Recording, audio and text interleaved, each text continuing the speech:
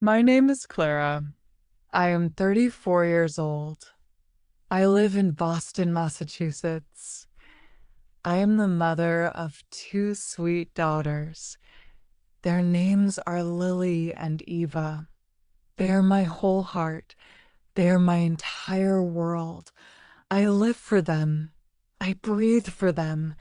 Without them, I am nothing. But life has not been kind to me. My mother died when I was a little girl. I grew up lonely, always feeling like something important was missing. Later, when I became a wife, I thought my life would be different. I thought happiness would finally come. But I was wrong. When my youngest daughter was still just a baby, my husband left. He walked away from us. He never came back. He never called. He never sent money. He forgot about me. He forgot about his own children. Since that day, I have been alone. Alone, but strong. I raised my two daughters with no family to help me. I do not have a big house. I do not have a good job. I do not have much money. We live in a very small apartment. Every month I pay rent. Every month I worry if I can pay it again. I do not have a college degree. I do not have many choices. So I became a taxi driver. I do not even own the car. I rent one every month. That means I must give away money before I even start to earn it. Then I drive all day, and I drive all night. I drive when I am tired. I drive when I am sick. I drive even when I want to cry. Some passengers are kind, some are rude, some pay, some cheat me. But I do not stop. I keep driving because I must buy food, because I must buy clothes, because I must pay rent, because my daughters need me. At night, when my girls are asleep, I look at their small faces. They look so peaceful, so beautiful.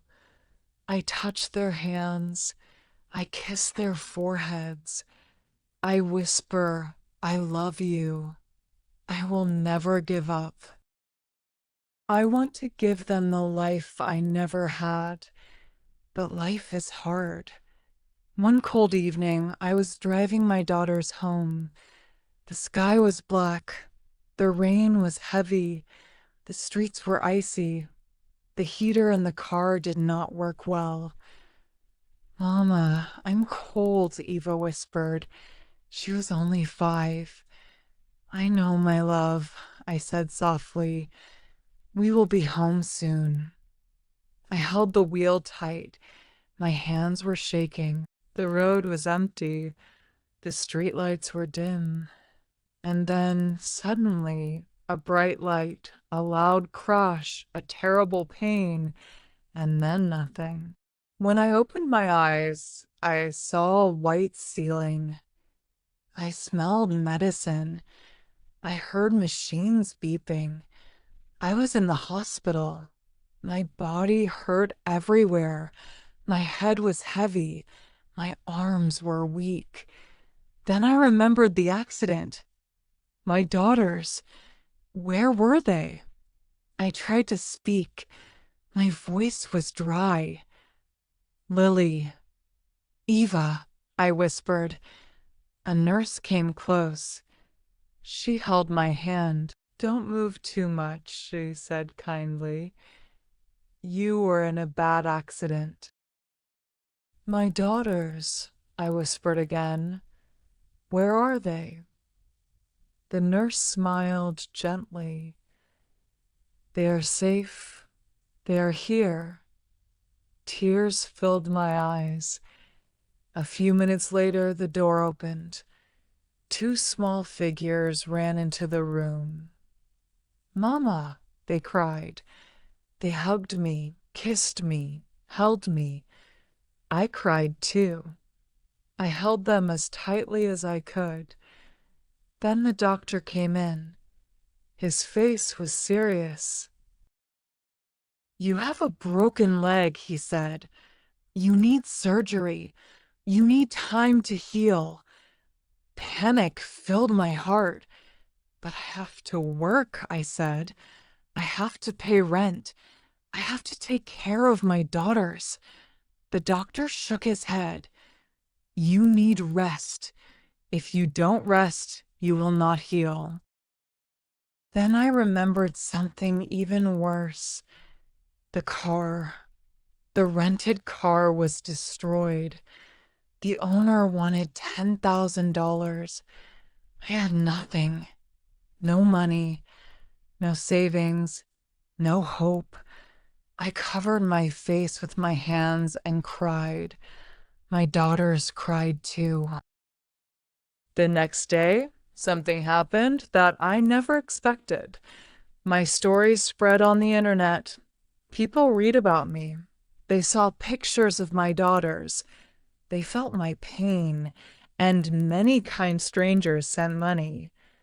Then one evening, my phone rang. A deep voice spoke. "I heard your story," the man said. "I want to help you." I was afraid.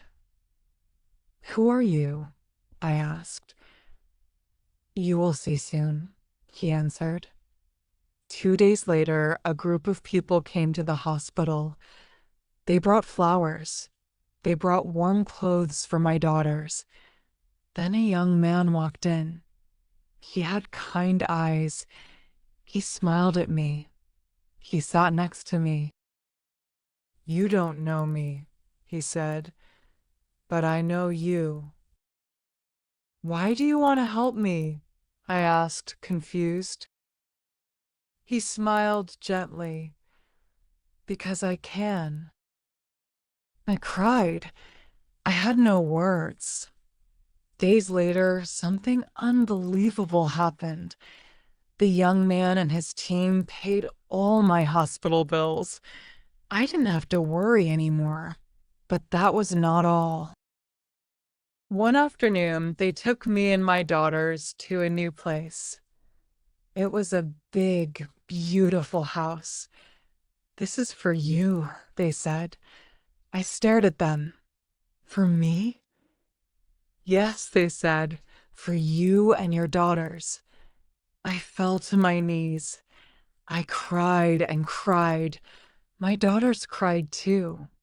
We hugged each other. "Is this real?" I whispered. "Yes," they said, "this is real." Weeks later, the young man asked me, "What is your biggest dream?" I wiped my tears. "I want to open a supermarket," I said. He smiled. "Then let's make it happen." And he did. A few months later, I started my very own supermarket. Shelves full of fresh fruit, warm bread, happy customers. I was no longer just a poor, struggling taxi driver. I was a businesswoman. I was strong. I was proud. I was happy. One evening, when the supermarket was closing, I invited the young man for dinner at my new home. My daughters helped me cook. Lily set the table and brought flowers. Eva drew a picture that said, "Thank you for saving our family." When the man walked in, my daughters ran to him. They hugged him as if he was family. I stood there, tears in my eyes. Slowly, I walked to him. Then, in front of my daughters, I fell to my knees. "Please don't," he said quickly, trying to lift me. But I held his hand and cried. "You gave me back my life. You gave my daughters a future. I will never forget you. You are our miracle." He looked at me, his own eyes wet with tears. "You don't owe me anything," he whispered. "Just be happy. That is enough."